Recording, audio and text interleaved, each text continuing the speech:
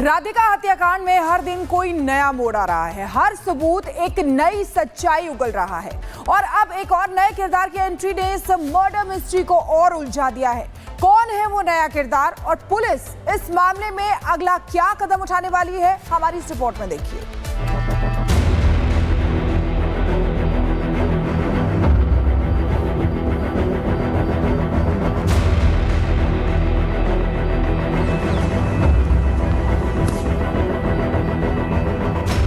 गुरुग्राम के राधिका हत्याकांड ने देश भर को झकझोर कर रख दिया।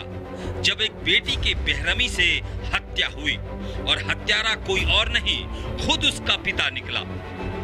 लेकिन जब सवाल इसके पीछे की मंशा पर उठा तो एक के बाद एक कई नए मोड़ आते दिखे। पहले दावा किया गया कि पिता को राधिका का रील बनाना पसंद नहीं था, जिसके चलते उसने अपनी ही बेटी का कत्ल कर दिया। लेकिन जब पुलिस की एफआईआर रिपोर्ट सामने आई तो उसमें यह खुलासा हुआ कि राधिका के कत्ल की वजह उसका एकेडमी चलाना था। और अब राधिका मर्डर केस में एक और किरदार की एंट्री हुई है, जिसने इस मर्डर मिस्ट्री को और ज्यादा उलझा दिया है। दरअसल सोशल मीडिया पर राधिका का एक पुराना वीडियो वायरल हो रहा है, जिसमें वो बाइक पर एक लड़के के साथ बैठी नजर आ रही है।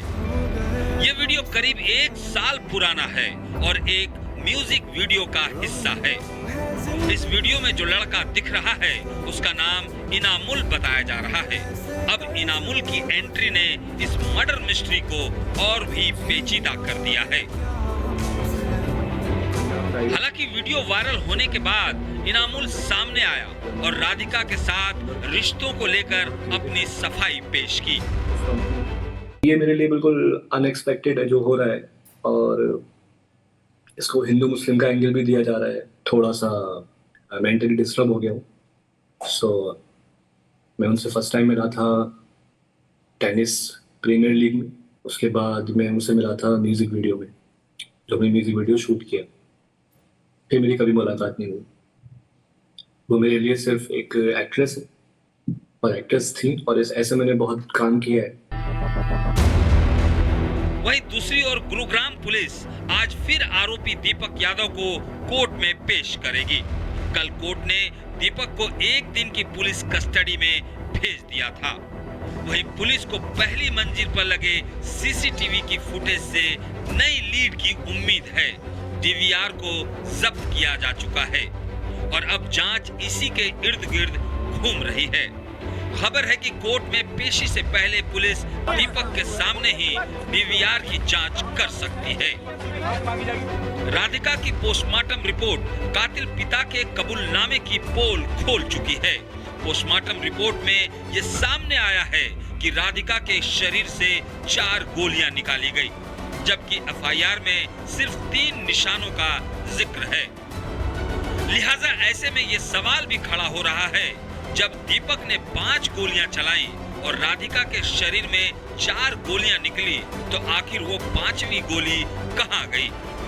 क्योंकि पुलिस कई बार मौकाए वारदात पर जांच कर चुकी है, लेकिन अभी तक 5वीं गोली का कोई सुराग नहीं मिला है। इस बीच शुक्रवार को राधिका यादव का अंतिम संस्कार कर दिया गया। सीसीटीवी की तस्वीरें, पोस्टमार्टम की सच्चाई और वायरल वीडियो से उठते सवाल, राधिका मर्डर केस की गुत्थी हर दिन और उलझती जा रही है। अब नजरें हैं पुलिस की अगली कार्रवाई पर और देखना है कि क्या पुलिस इनामुल हक से पूछताछ करेगी, और अगर इनामुल से सवाल जवाब किए गए तो उसमें कौन सा राज निकलकर सामने आता है। Bureau report, Republic Bharat. और सृष्टि हमारे साथ सीधे जुड़ गई हैं ग्राउंड से, उनके पास जाना चाहेंगे। सृष्टि, देखिए राधिका हत्याकांड में हर दिन नया मोड़ आ रहा है। अब एक और एंट्री ने इस मिस्ट्री को और भी ज्यादा उलझा दिया है। सृष्टि,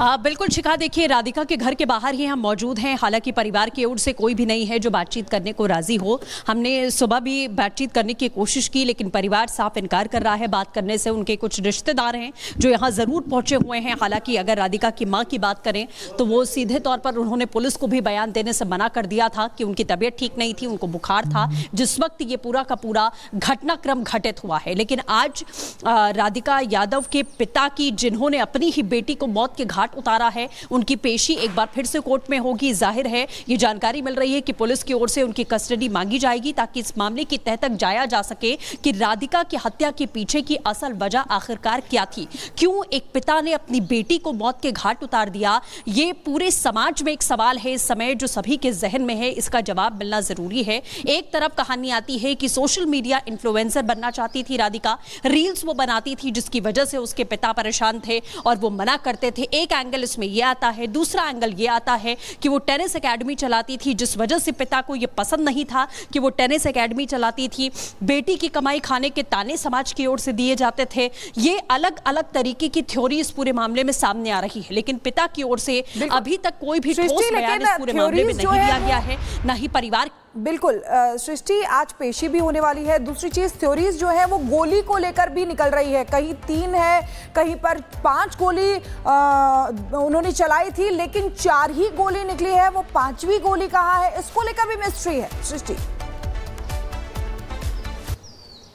बिल्कुल शिखा, जैसा आपने कहा कि एफआईआर में जिक्र सिर्फ 3 निशान का था, लेकिन जब पोस्टमार्टम होता है तो जानकारी मिलती है कि 4 गोलियां लगी थीं राधिका को। लेकिन अगर बंदूक से बात करें तो 5 गोलियां निकली थीं। अब वो 5वीं गोली क्या है, इसे लेकर भी तफ्तीश की जाएगी पुलिस की ओर से, और यही वो सवाल है जिसके जवाब खंगालने के लिए जाहिर है एक दिन का समय कम था पुलिस के पास। इसीलिए जब आज पेशी होगी तो राधिका यादव के पिता की कस्टडी मांगी जाएगी। दोबारा से पुलिस कितने दिन की कस्टडी मांगती है और कोर्ट कितने दिन की देती है, ये देखना होगा, क्योंकि यही वो सवाल हैं, यही वो मिस्ट्री अभी बनी हुई है कि क्या इसके पीछे कोई और एंगल था।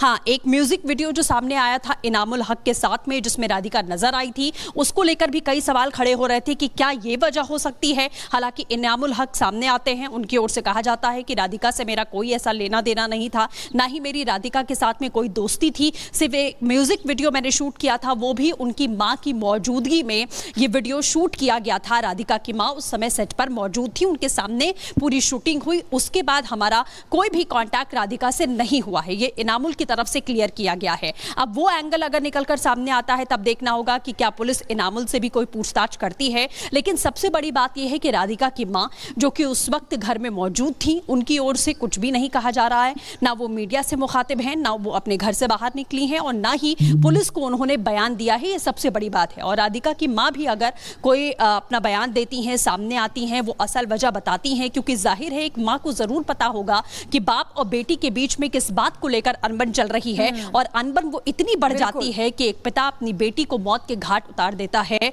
जो जाहिर तौर पर कई सवालिया निशान खड़े करता है और डराने वाला भी है। लेकिन मां की ओर से कोई बयान नहीं दिया गया है, उन्होंने चुप्पी साध रखी है। देखना होगा कि अब पुलिस की ओर से कितने दिन की कस्टडी मांगी जाती है और कैसे इस पूरे मामले का खुलासा और जब पूछताछ होगी, आगे जांच बढ़ेगी, तब कई खुलासे और भी होंगे। फिलहाल बहुत बहुत शुक्रिया हमारे साथ जुड़ने के लिए, तमाम जानकारी देने